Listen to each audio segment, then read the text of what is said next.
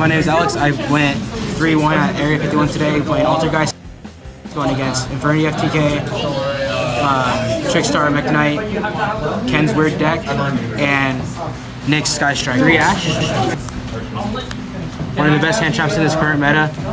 It stops one of the most amount of cards. 3 Ogre.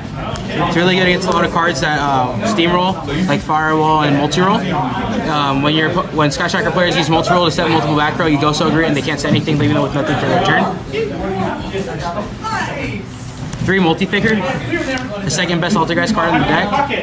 It summons any Altergeist to set up for your turn and stun your opponent for their turn. The best Altergeist card, Mulseek. It swings for 500 and sends any card. Doesn't destroy it, so it's easier to not destroy cards and send them to the grave. 3 Marionetter to set up for turns. Gets you any trap you need, like Manifestation, to Reborn Fakers later on. And its second effect is really good to bring back monsters from the grave, like Hexia. The best worst Altergeist card, Sequoias. It's basically a Kieran that bounces anything. Makes it so your opponent can't really do anything. They set up for back row and you bounce it back to their hand and they can't really do anything under anti-spell or Imperial Order. The Battle Fitter of the deck, it protects you for a turn. It stuns cards face up on the field like Diagram and stuff like Roll Decree. It makes it so that you can start playing again. The trap lineup is 2 Protocol and 1 Manifestation. This card stops cards like Impermanence and Veiler, as well as Widow Anchor against Sky Striker. And this is just the monster born in the deck that brings back Faker and Hexia to do the same place. Anti-Spell, one of the better floodgates of the deck. It stops a lot of decks from playing right now because everyone's playing spells and no one's really playing traps anymore. Anti-Spell's really good with Heavy Storm Duster because they set their cards and you just blow them away with them. It hits 2 cards and you don't lose your battle phase because you do it on their turn anyways. The best card in the deck, but the worst one to get hit. If they Ogre or Ash this card, you're pretty much done for. It gets you any Altergeist card. The best actual trap of the format is Impermanence. You can activate it from your hand when you control no cards, or you can set it and you can stop cards like Desires from activating. You can set up columns correctly. 3 Strike. Stops things like Kagari and everything, Raise and Graveyard. It works really good in the damage step because it negates activations. It helps cards against like Lilybow when they're going to kill you. It just stops them flat out by paying 15. 3 Rivalry.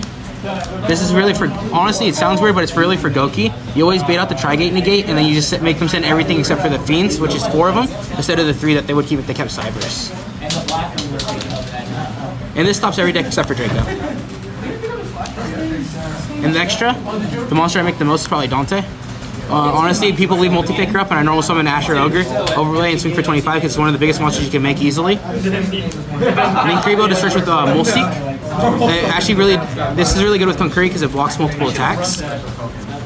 This is for Mulseek under Rivalry, or preemptively under Rivalry if you haven't flipped it yet, because it's a spellcaster and you can continuously search Multi-Faker with it. Underclock Taker, just because it helps lower opponent's monsters' attacks, even because my monsters are so small. You can loop it with, you can summon it multiple times. It's really easy to make. It works against most decks in meta.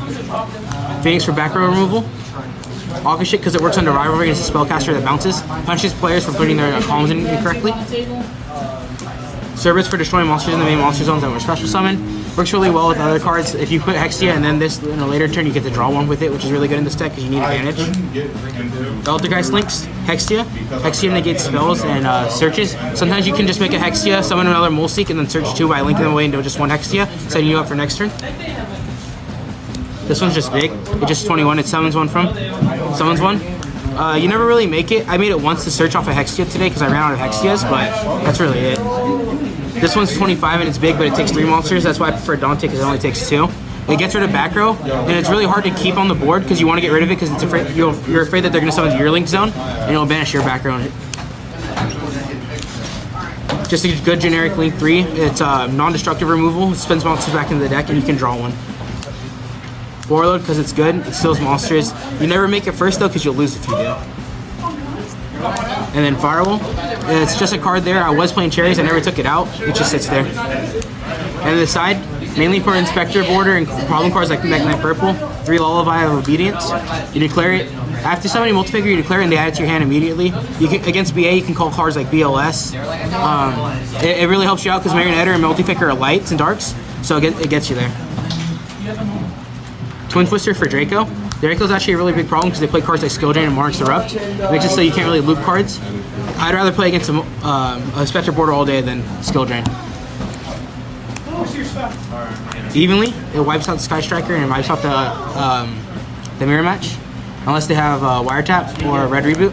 Wiretap's really good because it stops cards and shuffles them back into the deck so you don't have to see them again later like Red Reboot does when they set it. And this is for Goki. It's actually a really good card right now. I didn't get to play Goki today and I really wanted to try it out, but it makes it so they don't resolve engraved by searching. And then they kind of just have to stop on their play, and then with Altergeist you're a steamroll deck, so if they stop and you get your advantage back, then you're perfectly fine to go. Shout outs to Area 51. They're always here for me, they always give me everything I need. Shout out to everyone else, Ken, gang. I'll see you